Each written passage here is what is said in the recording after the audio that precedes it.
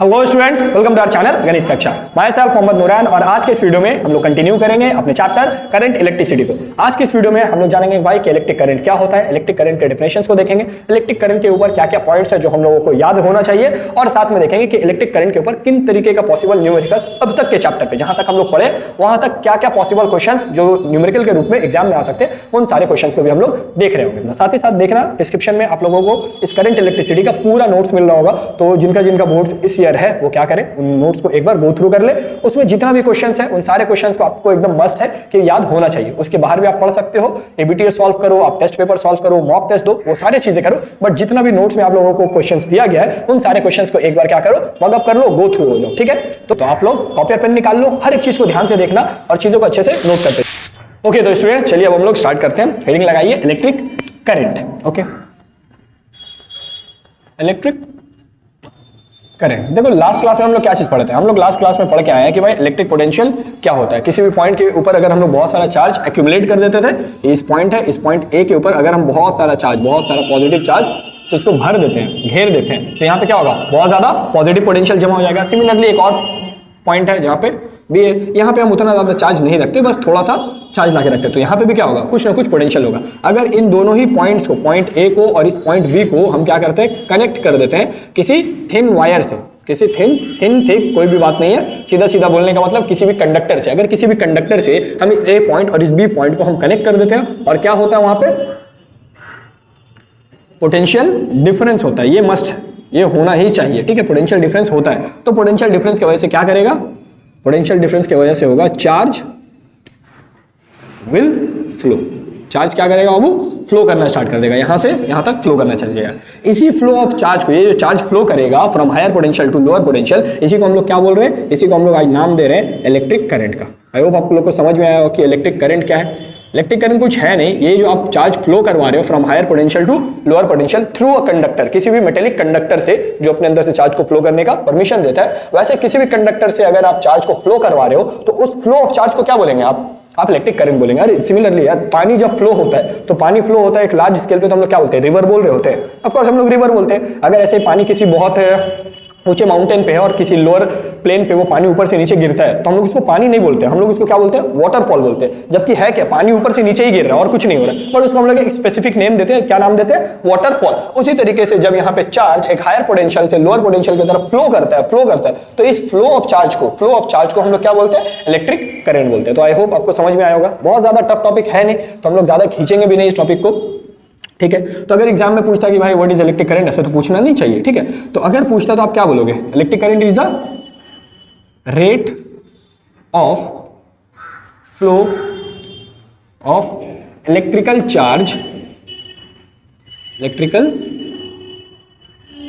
Charge from higher the rate of flow of electrical, positive electrical charge लिखो, सिर्फ electrical charge मत लिखो। देखो छोटा छोटा भी डेफिनेशंस है वो सब भी लिख सकते हैं, बट इस डेफिनेशन को अगर आप पढ़ लोगे तो आपको क्या होगा, चीज अच्छे से समझ में आ जाएगा कि इलेक्ट्रिकल करंट में क्या क्या पॉइंट्स होता है जो मेरे को मस्ट है कि वो बोलना ही चाहिए और वो याद होना ही चाहिए। तो rate of flow of positive electrical charge from higher potential to lower potential through conductor, बहुत बड़ा हो गया ना, through a conductor in an electrical circuit in unit time.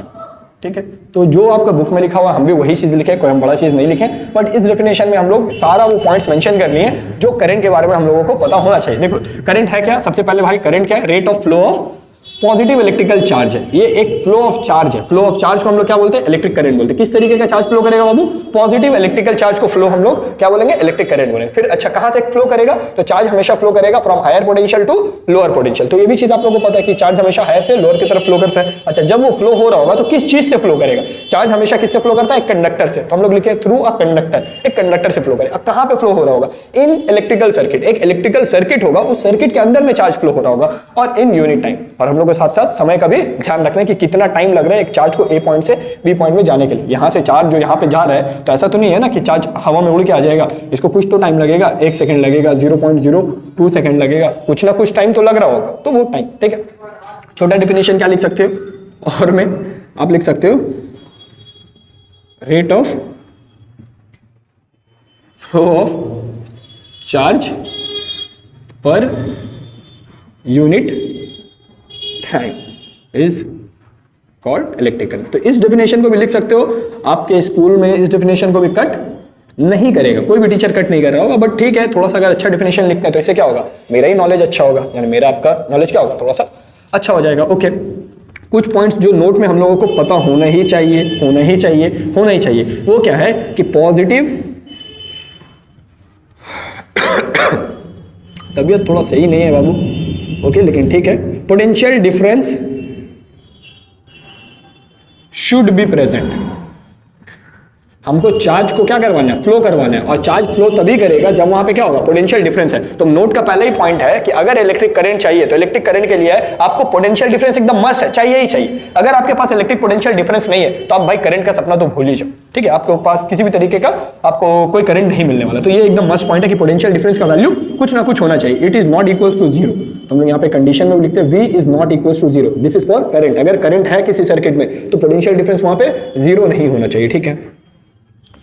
दूसरा पॉइंट, दूसरा थोड़ा सा समझना, दूसरा और तीसरा पॉइंट समझना, चार्ज। अच्छा, यहां पे जो हम चार्ज बात कर रहे हैं वो हम पॉजिटिव चार्ज के बारे में बात करें, चार्ज जो कि पॉजिटिव है, चार्ज जो कि पॉजिटिव है, flow from higher to lower. Charge हमेशा कहां से कहां फ्लो करता है, फ्रॉम हायर से लोअर, तो ये चीज ध्यान में रखना। अच्छा, ये चीज आप लोगों को पता था, ओके। तो नोट का अगला पॉइंट देखो, तब आपको थोड़ा सा दिमाग में क्लिक करना चाहिए। अगर चार्ज वहां पे नेगेटिव हुआ, चार्ज अगर नेगेटिव हुआ तो फ्लो कहां से करेगा, फ्रॉम लोअर टू हायर। देखो, तो चार्ज अगर नेगेटिव है तो वहां पे कहां से कहां फ्लो करेगा, लोअर से हायर। तो अगर क्वेश्चन में आपको बोलता है कि एक इलेक्ट्रॉन है जो फ्लो कर रहा है, तो इलेक्ट्रॉन हमेशा कहां से कहां फ्लो करेगा इलेक्ट्रॉन हमेशा लोअर पोटेंशियल से हायर पोटेंशियल की तरफ फ्लो करेगा, और जो तुम्हारा पॉजिटिव चार्ज होगा वो पॉजिटिव चार्ज कहां से कहां फ्लो करेगा, पॉजिटिव से नेगेटिव, हायर पोटेंशियल से लोअर पोटेंशियल। ओके, देखो ये हम पॉइंट अभी समझाएंगे कि यहाँ पे क्या बोल रहे हैं। अगर आपको समझ में आ रहा है बहुत अच्छा चीज है। रियलिटी में ना फ्लो तो इलेक्ट्रॉन ही करता है। एक एटम के पास अगर आप कॉपर का एटम लेते हो, आप आयरन का एटम लेते हो, आप एल्यूमिनियम का एटम लेते हो, अब जिस मर्जी मेटल का या कंडक्टर का आप एटम ले लो, वहां पे जो फ्लो करने के लिए रिस्पॉन्सिबिलिटी लेता है कि चार्ज जो फ्लो करेगा वो किसका रिस्पॉन्सिबिलिटी है, वो सिर्फ और सिर्फ इलेक्ट्रॉन का रिस्पॉन्सिबिलिटी है, वो सिर्फ और सिर्फ इलेक्ट्रॉन का रिस्पॉन्सिबिलिटी है। और क्योंकि इलेक्ट्रॉन का रिस्पॉन्सिबिलिटी और इलेक्ट्रॉन एक नेगेटिव चार्ज है, तो हमेशा जो चार्ज होता है वो कहां से कहां फ्लो करता है, लोअर से हायर की तरफ, हमेशा लोअर से हायर। बट हम लोग अपने कन्वेंशन के लिए, हम लोग अपने समझने के लिए, समझदारी के लिए हम लोग क्या किए, मान के चलते कि नहीं नहीं, इलेक्ट्रॉन फ्लो नहीं करता, पॉजिटिव चार्ज फ्लो करता है फ्रॉम हायर टू लोअर। ये चीज अभी समझेंगे जितना भी समझ में आया, ठीक है। और नोट में क्या पॉइंट लिखेंगे, नोट में क्या पॉइंट लिखेंगे, ठीक है। तो करंट एक तरीके का कैसा क्वांटिटी है बाबू, current is a scalar quantity. बताया सर, इसका एसआई यूनिट बता दो इसी बात पे। एसआई यूनिट करंट का क्या होता है, एसआई यूनिट, जल्दी जल्दी। तो एसआई यूनिट हम लोगों का होता है चार्ज, है ना, चार्ज पर यूनिट टाइम। तो इसको हम लोग बोलते हैं एम्पियर। एम्पियर वो बंदे का नाम था जिसको हम लोग एम्पियर इज इक्वल टू लिखते हैं कूलम बाय सेकेंड, ठीक है। तो ये भी एमसीक्यूज में पूछा जाता है, ठीक है। आप एबीटीए वगैरह अभी सॉल्व कर रहे होगे तो आपको कहीं जगह दिखेगा कि what will be the unit of electric current, और वहां पे आपको ऑप्शन में कूलम पर सेकेंड या चार्ज का यूनिट एम्पियर इनटू सेकेंड, इस तरीके का चीज दिख रहा होगा। तो ये भी एक इंपॉर्टेंट पॉइंट है, ठीक है। इतना सारा पॉइंट्स तो हो गया, फॉर्मूला तो रह ही गया, ठीक है। फॉर्मूला, तो फॉर्मूला क्या है, ज्यादा कुछ है नहीं इस चैप्टर में, इसीलिए हम लोग करंट को हम लोग किससे दिखाते हैं, आई से दिखाते हैं, कैपिटल आई हो चाहे स्मॉल आई हो। It is always equal to Q by T, कितना चार्ज फ्लो कर रहा है कितने टाइम में। कोई सर्किट है, इलेक्ट्रिकल सर्किट है, उस इलेक्ट्रिकल सर्किट में एक इलेक्ट्रिकल सर्किट है, ठीक है। देखो एक इलेक्ट्रिकल सर्किट बनाए। इस इलेक्ट्रिकल सर्किट में जो बड़ा वाला साइड होता है उसको पॉजिटिव माना जाता है, जो छोटा वाला साइड होता है उसको नेगेटिव माना जाता है। अभी इन दोनों पॉइंट्स को भी आप देख लेना, ठीक है। तो हम लोग क्या चीज बोल रहे हैं कि is equal to Q by T. बोलने का मतलब है कि एक सेकंड में अगर यहां से यहां तक ये पॉजिटिव से नेगेटिव की तरफ एक सेकंड में 1000 कूलम फ्लो हुआ, एक सेकंड में 1000 कूलम। दूसरे केस में इसी पॉजिटिव से नेगेटिव की तरफ उसी एक सेकंड में 2000 कूलम फ्लो हुआ। तो तुम बताओ कि भाई करंट कहां ज्यादा होगा, पहले वाले केस में या दूसरे वाले केस में? तो कोई भी इंसान बता देगा, कोई पागल ही होगा जो बोलेगा कि फर्स्ट केस में करंट ज्यादा है। दूसरे केस में समझ में आ रहा है कि एक सेकंड में 2000 कूलम पास हो रहा है, तो यहाँ पे करंट सेकंड वाले केस में ज्यादा है, ठीक है। तो ये तो हम लोग को समझ में आ रहा है फॉर्मूला। अब ये दोनों पॉइंट्स के बाद समझो। देखो हम लोग मान के चलते हैं कि जो चार्ज है वो कहां से कहां फ्लो करेगा, इधर पॉजिटिव से नेगेटिव की तरफ। ये मेरा क्या है, ये मेरा अजम्पशन है, बता रहे बाबू थोड़ा सा समझो। ये पॉजिटिव चार्ज का फ्लो है, ये पॉजिटिव चार्ज का फ्लो है। पॉजिटिव चार्ज कहां से कहां फ्लो कर रहा है, पॉजिटिव चार्ज कहां से कहां फ्लो कर रहा है, फ्रॉम हायर टू लोअर। देखो ये हायर है, पॉजिटिव वाला हमेशा हायर होता है और जो नेगेटिव वाला होता है वो हमेशा क्या होता है, लोअर होता है। तो चार्ज हम लोगों को ऐसा लगता है कि चार्ज कहां से कहां फ्लो हो रहा है, पॉजिटिव से नेगेटिव की तरफ। ये मेरा क्या है, अजम्पशन है, ठीक है। इसी को हम लोग क्या मानते हैं, करंट का डायरेक्शन भी मानते हैं। आई भी हम लोग इसी को बोलते हैं कि what is I, I is the flow of positive charge. जिधर पॉजिटिव चार्ज फ्लो करेगा करंट भी क्या करेगा, उधर ही फ्लो करेगा। बट इन रियलिटी, क्या रियलिटी में सही में यहां से पॉजिटिव चार्ज वहां जाता है? थोड़ा सा सोचो कि जो पॉजिटिव चार्ज है वो पॉजिटिव चार्ज है कहां पे। अगर क्लास 9 में स्ट्रक्चर ऑफ एटम पढ़े होंगे तो आपको पता होगा कि पॉजिटिव चार्ज सेंटर में होता है और इलेक्ट्रॉन बाहर सर्किट में क्या करता है, रिवॉल्व कर रहा होता है। अब क्योंकि इलेक्ट्रॉन बाहर में है और प्रोटॉन तुम्हारा क्या है, न्यूक्लियस के अंदर में, तो मेरे को बताओ कि प्रोटॉन को यहां से निकाल के फ्लो करवाना ज्यादा आसान है या इलेक्ट्रॉन को यहां से निकाल के फ्लो करवाना ज्यादा आसान है? तो कोई भी बोलेगा कि भाई इलेक्ट्रॉन को फ्लो करवाना यहाँ पे क्या है, ज्यादा आसान है। यहाँ पे इलेक्ट्रॉन इजीली फ्लो करे, यहाँ पे बोल रहे हैं इलेक्ट्रॉन इजीली इधर से इधर फ्लो कर जाए। तो एक्चुअली में फ्लो कौन करता है, इलेक्ट्रॉन फ्लो करता है। लेकिन हम लोग मानते क्या, हम लोग मान के चलते कि नहीं पॉजिटिव चार्ज फ्लो कर रहा है, ठीक है। तो ये चीज दिमाग में रखना कि इलेक्ट्रॉन हमेशा फ्लो करता है कहां से, नेगेटिव से पॉजिटिव की तरफ, नेगेटिव से पॉजिटिव की तरफ, ठीक है। तो इस पे क्वेश्चन क्या पूछ सकता है कि the direction of current if the direction of flow of electron is in anti clockwise. तो अगर एंटी क्लॉकवाइज में इलेक्ट्रॉन फ्लो हो रहा है तो करंट किधर फ्लो होगा, क्लॉकवाइज में, क्योंकि हमेशा करंट क्या देखो उसके ऑपोजिट है। तो इस तरीके का छोटा मोटा एमसीक्यूज यहाँ पे पूछा जा सकता है। तो जो भी था आई होप सारा चीज लिख लिए। अच्छा एक चीज रह गया, एक चीज रह गया, वो एक चीज क्या है, डिफाइन क्वेश्चन रहता है एक, डिफाइन 1 एम्पियर। यार इस 1 एम्पियर को डिफाइन करने के लिए मतलब क्या ही करेंगे। देखो ऐसा बहुत बार क्वेश्चन आएगा, 1 एम्पियर डिफाइन करो, 1 ओम डिफाइन करो, 1 जूल वर्क डिफाइन करो, 1 वॉट डिफाइन करो। तो ऐसे 1 करके बहुत सारा आएगा। तो आपको याद रखना कि एम्पियर किसका ऐसा यूनिट है भाई, करंट का यूनिट है। तो करंट का फॉर्मूला ले लो, i is equal to Q by t. अब अगर हम यहाँ पे बोल दें कि आई का वैल्यू सब जगह 1 लिख दो, तो आई क्या हो जाएगा, आई आपका 1 एम्पियर हो जाएगा।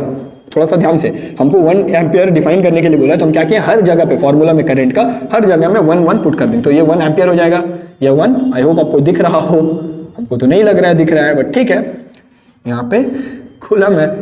ओके, नीचे में क्या है 1 सेकेंड। तो हम लोग क्या बोले, 1 ampere is equal to 1 coulomb by 1 second. तो इसी चीज को जो हम लोग वहां पे फॉर्मूला निकाले हैं 1 ampere is equal to 1 coulomb by 1 second, इसी चीज को अपना अब डेफिनेशन में लिखना 1 एम्पियर के। तो हम क्या बोलेंगे, हम लोग बोल रहे हैं 1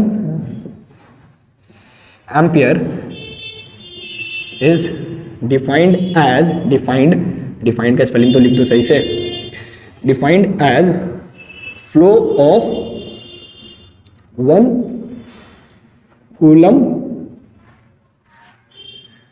ऑफ चार्ज इन 1 सेकेंड। तो कुछ हम बड़ा नहीं किया भाई, हम जहां जो मेरा ये वाला फॉर्मूला था rate of flow of charge per unit time, उसी में हम क्या बोले कि 1 ampere is defined as flow of, यहाँ पे तुम रेट भी वर्ड यूज कर सकते थे कि rate of flow of 1 coulomb, rate of flow ना, तो rate of flow of 1 coulomb of charge in 1 second. तो इसी को हम लोग क्या बोलते हैं, इज नोन एज 1 एम्पियर। तो जो भी थ्योरेटिकल क्वेश्चंस था जो करंट के ऊपर आपसे पूछा जा सकता है अब तक जितना हम लोग पढ़े, क्योंकि आगे तो और भी है ना, ओम्स लॉ है, फिर आपका हीटिंग इफेक्ट है, फिर आपका पावर है, तो ऐसा बहुत सारा टॉपिक है, वहां पे भी करंट थोड़ा थोड़ा आता रहेगा। बट अब तक जितना भी आपको करंट का नॉलेज होना चाहिए वो इतना सारा है। इसके ऊपर हम लोग के पास कुछ न्यूमेरिकल्स है, तो उन न्यूमेरिकल्स को हम देखेंगे। सजेशन यही रहेगा कि हमेशा वीडियो को पॉज करना है, एक बार क्वेश्चन को खुद से ट्राई करना है, क्योंकि बहुत टफ क्वेश्चंस नहीं रहेगा वहां पे, फॉर्मूला बेस्ड क्वेश्चन। तो अगर आपको फॉर्मूला पता है और आपका थोड़ा सा भी कैलकुलेशन ठीक है, definitely you can do that questions. Okay, तो जल्दी से इसको कॉपी कर लो, उसके बाद हम लोग क्वेश्चंस लेते हैं। जल्दी से कॉपी करो। ओके, तो चलिए अब हम लोग स्टार्ट करते हैं अपने न्यूमेरिकल सेगमेंट को। देखो जो सबसे पहला क्वेश्चन है, एक बार वीडियो पॉज करो और खुद से ट्राई करने की कोशिश करो, ठीक है। आपको अब तक दो फॉर्मूला तो एकदम भाई आना ही चाहिए, जो याद होना चाहिए। एक आपका V is equal to W/Q, जहां से आप पोटेंशियल और वर्क, या वर्क बोल दो या फिर एनर्जी बोल दो, ठीक है। वर्क और एनर्जी हम लोग पढ़ के आए हैं कि दोनों लगभग एक ही चीज होता है, बस दोनों का बोलने का तरीका अलग है, ठीक है। और दूसरा अभी जस्ट हम लोग इसी वीडियो में पढ़े, वो क्या है, I is equal to Q/T। तो ये दो फॉर्मूला तो एकदम मस्ट है। इस चैप्टर में ज्यादातर तुम लोग इस पे ही क्वेश्चंस करेंगे। सबसे पहला क्वेश्चन सॉल्यूशन। फिजिक्स का क्वेश्चन का तरीका ये होता है बाबू कि सबसे पहले आप जो भी गिवन है क्वेश्चंस में, न्यूमेरिकल्स में, उसको उतारो। तो सबसे पहले मेरे को क्या दिया हुआ है, टाइम दिया हुआ है जो कि 2 आवर्स है, तो हम लिखेंगे time is equal to 2 hours. और एक चीज याद रखना कि कभी भी तुम्हारा टाइम आवर्स में नहीं होगा या मिनट्स में नहीं होगा, जब भी होगा टाइम आपका किस में होगा, सेकंड्स में होगा। तो इस 2 आवर्स को आपको किस में कन्वर्ट करना होगा, सेकंड्स में। तो आवर को सेकंड मिनट में लेके जाएंगे ना, पहले आवर से मिनट, फिर मिनट से सेकंड। तो आवर को मिनट में लेके जाने के लिए 60 से मल्टीप्लाई। अब ये 2 × 60 कितना हो गया, 120। दो घंटे में 120 मिनट होता है। अब इसको फिर से सेकंड में लेके जाना है, तो फिर से एक और 60 से मल्टीप्लाई। तो ये चीज ध्यान में रखना कि अगर आवर और मिनट में कन्वर्ट है क्वेश्चन में टाइम, तो उसको आप सेकंड में कन्वर्ट कर लो। इसको मल्टीप्लाई करो, कितना आएगा, ये आएगा आपका कितना हो जा रहा है, 6 6 36, 36 2 720, ठीक है। तो ये आपका इतना सेकेंड्स आ गया, टाइम आ गया आपके पास। और क्या दिया हुआ, करंट दिया हुआ, तो हम लिख लेंगे भाई करंट जो कि I कहलाता है, वो कितना है, 0.25 है, ठीक है। टाइम और करंट मेरे पास है। अब क्वेश्चन में देखो कि क्या कैलकुलेट करना है, कैलकुलेट अमाउंट ऑफ चार्ज। तो चार्ज आप किससे कैलकुलेट कर सकते हो, चार्ज आप इससे भी कैलकुलेट कर सकते हो और इससे भी कैलकुलेट कर सकते हो। बट यहाँ पे आपको दिया हुआ क्या, टाइम और करंट। तो टाइम और करंट तो इन दोनों में है, तो हम लोग ये वाला फॉर्मूला यूज करेंगे। तो हम लोग बोलेंगे वी नो, हम लोगों को सब चीज पता है, पता कुछ नहीं है, लेकिन हम लोग बोलेंगे कि भाई हम लोगों को सब पता है। I is equal to Q/T, Q is equal to क्या हो जाएगा, IT। और यहां से अगर हम लोग बोल सकते हैं तो Q I का वैल्यू कितना है, विच इज 0.25। और टाइम का वैल्यू कितना है बाबू, टाइम का वैल्यू आया है 7200। पॉइंट अगर हटा देंगे तो नीचे में क्या आएगा, 100 आएगा। पॉइंट के बाद 2 नंबर है, 2 0, 1 1 1 1, मल्टीप्लाई करो तो ये तुम्हारा कितना हो जाएगा, 72। ये आपका समवेयर अराउंड 1800 कूलम आएगा, ठीक है। तो इसको देख लेना कैसे किए हम, 72 का चौथा हिस्सा लिए, खैर ठीक है। आप मल्टीप्लाई करो, आपका आंसर यही आएगा। तो ये मेरा क्या हो गया, आंसर होगा। अगर आप लोग वीडियो पॉज करके ट्राई किए होगे, आपका ये आंसर आया है, तो कंग्रेचुलेशन, बहुत अच्छा, ठीक है। अब इस क्वेश्चन को ट्राई करो, ये भी कर लिए, वेल डन यार, वेल डन। तो फिर से हम लोग सॉल्यूशन में क्या लिखेंगे, पहले हम लोग गिवन लिखेंगे। तो गिवन में सबसे पहले मेरे को क्या दिया हुआ है, करंट दिया हुआ है भाई, तो हम लोग करंट लिख लेते हैं। करंट क्या है, I है, और जो कि कितना दिया हुआ है क्वेश्चन में, 0.2 एम्पियर दिया हुआ है। आगे बोले कि when the voltage is 220 volt, तो हम लोग यहाँ पे क्या लिखेंगे, पोटेंशियल डिफरेंस ना। तो पोटेंशियल डिफरेंस इतना बड़ा लिख सकते हैं, पोटेंशियल डिफरेंस, और नहीं तो फिर सिर्फ एक V भी लिखने से चलेगा। तो V कितना है, 220 वोल्ट है। आगे क्या है, time, oh my God, time time time time time बहुत अच्छा चल रहा है या खराब चल रहा है, तो आप लोग बताओ कि टाइम अच्छा चल रहा है या खराब। तो हम लोग अगेन इस आवर को किस में कन्वर्ट करेंगे, सेकंड्स में। तो 1 × 60 करेंगे तो ये मिनट में, फिर एक बार और 60 करेंगे तो ये सेकंड में। It could be 360 second. I hope आपको यहाँ तक दिख रहा होगा। तो मेरे पास करंट आ गया, पोटेंशियल डिफरेंस आ गया, टाइम आ गया। मेरे को क्वेश्चन में क्या निकालने बोला है, calculate the energy consumption of bulb. Bulb कितना एनर्जी कंज्यूम कर रहा है, वो एनर्जी यानी क्या, वर्क। आपको वर्क निकालने बोला। वर्क के लिए क्या चाहिए, पोटेंशियल और चार्ज। ध्यान से सोचो कि एनर्जी के लिए आपको क्या चाहिए, वर्क, पोटेंशियल और चार्ज। पोटेंशियल तो आपको पता है, बट चार्ज आपको पता नहीं है। तो चार्ज नहीं पता है तो यहाँ से तो निकलेगा नहीं। तो नेक्स्ट फॉर्मूला ये है, charge is equal to IT। तो यहाँ से आप निकाल लोगे पहले चार्ज। तो हम लोग बोलेंगे कि वी नो, हम लोग सब जानते हैं। वी नो क्या जानते हैं भाई, बता दो क्या जानते हो। तो बोलो कि सर हम लोग जानते हैं I is equal to Q/T होता है, और Q is equal to IT होता है। वो आई थी, कौन आई थी, IT आई थी, ठीक है। तो I का वैल्यू कितना है, I का वैल्यू है 0.2। तो 0.2, टाइम का वैल्यू कितना बाबू, टाइम का वैल्यू है आपका 3600। पॉइंट हटाओगे तो नीचे में क्या आएगा, एक 10 आएगा, 10 से 1 0 1 0, 360 इंटू दिस। तो Q का वैल्यू कितना हो गया, जल्दी बोलो, 72, 720 कूलम। तो Q का वैल्यू तो आ गया, बट क्या क्वेश्चन में Q निकालने को बोला है, नो, क्वेश्चन में Q निकालने के लिए नहीं बोला। क्वेश्चन में क्या निकालने बोला है, वर्क निकालने बोला या फिर एनर्जी निकालने बोला। तो हम लोग यहाँ पे बोलेंगे एनर्जी। और एनर्जी के लिए इसी फॉर्मूला से देखो क्या हो जाएगा, V इंटू क्यू होगा। तो हम लोग यहाँ पे बोलेंगे भाई एनर्जी के लिए V इंटू क्यू। V का वैल्यू कितना है 220 और क्यू का वैल्यू कितना है 720। अब इसको क्या करेंगे मल्टीप्लाई करेंगे, तो यहाँ पे करते हैं 72 इंटू 22 4 7 2 14 144 4 8 5 1। ओ माय गॉड कितना आया 1584 और 2 0, तो इतना जूल। तो ये आपका क्या आ गया एनर्जी आ गया 158400। तो आई होप आपको ये वाला भी क्वेश्चन समझ में आया होगा। क्वेश्चन 1 क्वेश्चन 2 जिसको इसको समझ में आया है उसके बाद बनाना क्वेश्चन। होमवर्क के लिए भी दे रहे क्वेश्चन, टेंशन मत लो, वीडियो के एंड में होमवर्क के लिए भी क्वेश्चन होगा। इस क्वेश्चन में देखो, इस क्वेश्चन में क्या दिया हुआ है। तो क्वेश्चन में बोला है कि 10 का पावर 2 इलेक्ट्रॉन्स है, यानी इतना मेरे पास इलेक्ट्रॉन है। इफ 10 का power 2 electrons flow from point A to B, point A है और एक पॉइंट बी है। हमको पता है नीचे जगह नहीं होगा इसलिए हम यहाँ पे कर रहे हैं, ठीक है। हाँ, तो एक पॉइंट ए है एक पॉइंट बी है। इलेक्ट्रॉन कहां से कहां फ्लो कर रहा है बाबू, ये इलेक्ट्रॉन का फ्लो है, ठीक है। इलेक्ट्रॉन का फ्लो है, इलेक्ट्रॉन का फ्लो। इलेक्ट्रॉन कहां से कहां फ्लो कर रहा है ए से बी, और कितना इलेक्ट्रॉन फ्लो कर रहा है देखो 10 का पावर 20। यानी यहाँ पे 1-2 इलेक्ट्रॉन का बात नहीं हो रहा है, यहाँ पे बात हो रहा है 10 का पावर 20 इलेक्ट्रॉन्स का बात हो रहा है, ठीक है। इतना सारा इलेक्ट्रॉन गया। इलेक्ट्रॉन का फ्लो करना और चार्ज का फ्लो करना दोनों एक ही चीज है, क्योंकि electron also carry charge, electron के पास भी चार्ज होता है। तो इलेक्ट्रॉन फ्लो कर रहा है या चार्ज फ्लो कर रहा है दोनों एक ही बात है। तो हम लोग मान सकते हैं कि यही मेरा किसका वैल्यू है, क्यू का वैल्यू है, चार्ज का वैल्यू, ठीक है। चार्ज पता चल गया। और टाइम कितना है बाबू 0.1 सेकेंड। हमको निकालना क्या है calculate current and direction of flow. पहले तो कैलकुलेट करंट करते हैं। करंट के लिए चार्ज पता है, टाइम पता है, तो हम लोग यहाँ पे लिख लेते हैं सॉल्यूशन में। तो सॉल्यूशन में Q इज इक्वल टू कितना है 10 का पावर 20 इलेक्ट्रॉन। अब मेरे को ये बताओ, क्वेश्चन में ना इलेक्ट्रॉन का वैल्यू गिवन था बट हम इलेक्ट्रॉन का वैल्यू दिए नहीं। इलेक्ट्रॉन का वैल्यू आप लोग खुद से सोचो, इलेक्ट्रॉन का वैल्यू याद होना चाहिए एज अ क्लास 10 स्टूडेंट। तो इलेक्ट्रॉन का वैल्यू कितना होता है पता है, बहुत अच्छा 1.6 इंटू 10 का पावर -19। अच्छा, बहुत सारे स्टूडेंट बोल रहा होगा कि सर इलेक्ट्रॉन का तो नेगेटिव साइन होता है। अरे यार, नेगेटिव साइन वो हम लोग को बताने के लिए कि इलेक्ट्रॉन के ऊपर कैसा चार्ज है नेगेटिव। रियलिटी में इलेक्ट्रॉन के पास क्या नेगेटिव चार्ज होगा नहीं, तो हम लोग यहाँ पे इलेक्ट्रॉन पे नेगेटिव चार्ज नहीं देंगे, ठीक है। अभी आपको समझ में आया। अब देखो 10 का पावर 20 10 का पावर 19, लॉ ऑफ इंडिसेस लगाओगे बाबू, तो यहाँ से आपका आएगा 1.6 तो जैसे है वैसे बच जाएगा, और 10 का पावर 20 से 19 जाएगा तो एक 10 का पावर 1 बचेगा, 1 यानी सिर्फ 10 बचेगा। पॉइंट हटाएंगे तो नीचे में एक 10 आएगा और ये कटेगा, तो क्यू का वैल्यू कितना आ गया 16 कूलम। तो क्यू निकालने में कामयाब मिल गए, कामयाबी तो मिल गया, ठीक है। अब क्यों निकल गया तो हमको क्या निकालना है, हमको निकालना है करंट। करंट का फॉर्मूला मेरे को पता है, हम लोग यहाँ पे बोलेंगे, हम लोग बोलेंगे वी नाउ, हम लोग को सब पता है। अब पूछ के देखो, जब पूछेगा तब हम लोग बोलेंगे। हम लोग को भाई कुछ नहीं पता, सर बोले थे कि बोल देना, लास्ट में हम फंस जाएंगे।